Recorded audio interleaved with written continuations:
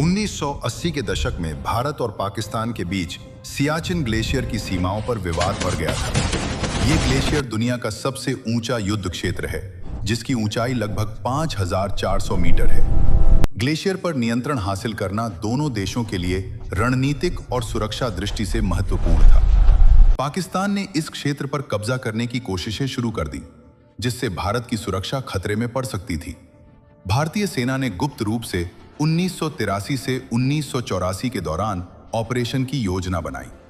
सैनिकों को extreme cold conditions, -50 degree Celsius और लो ऑक्सीजन लेवल्स के लिए प्रशिक्षित किया गया।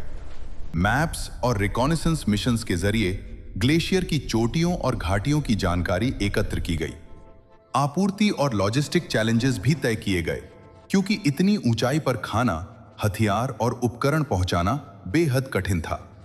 13 अप्रैल 1984 को ऑपरेशन मेघदूत आधिकारिक रूप से शुरू हुआ। भारतीय सेना ने हेलीकॉप्टर ड्रॉप्स और पैदल चढ़ाई का मिश्रण करके ग्लेशियर पर रणनीतिक ऊंचाइयों पर कब्जा करना शुरू किया। सैनिकों ने रात और दिन दोनों परिस्थितियों में कठिन मौसम और बर्फीले तूफानों का सामना किया। ग्लेशियर पर जीवन अत्यंत कठिन था। तापमान -50 डिग्री सेल्सियस तक गिर जाता था। कम ऑक्सीजन के कारण लगातार थकान और फ्रॉस्ट बाइट का खतरा था। रास्ते बहुत खतरनाक और पिघलती बर्फ और बर्फीले दरारों से भरे हुए थे। सैनिकों को भारी उपकरण, हथियार और प्रोविजंस खुद ले जाकर ऊंचाइयों पर पहुंचाना पड़ता था। भारतीय सेना ने सफलता के साथ सभी महत्वपूर्ण चोटियों और घाटियों पर कब्जा कर लिया। पाकिस्तान के सैनिक ग्लेशियर पर प्रवेश नहीं कर पाए। इस ऑपरेशन ने भारत को सियाचिन ग्लेशियर पर स्थायी नियंत्रण दिलाया। ऑपरेशन मेघदूत दुनिया का पहला युद्ध माना जाता है, जिसे इतनी उच्च ऊंचाई पर लड़ा गया। ग्लेशियर पर भारतीय नियंत्रण ने सीमा सुरक्षा को मजबूत किया और क्षेत्रीय रणनीति में भारत की स्थिति को सुदृढ़ किया। यह ऑपरेशन भारतीय सेना की साहस, धैर्य और रणनीतिक क्षमता का प्रतीक बन गया।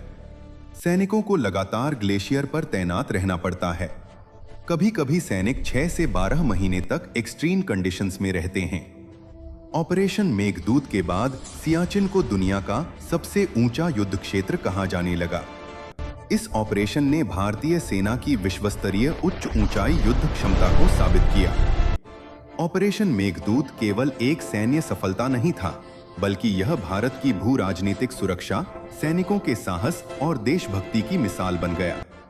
इस ऑपरेशन ने साबित कर दिया कि कठिनतम परिस्थितियों में भी भारतीय सेना पीछे नहीं हटती। आज भी सियाचिन ग्लेशियर पर भारतीय सैनिक देश की सुरक्षा के लिए तैनात हैं।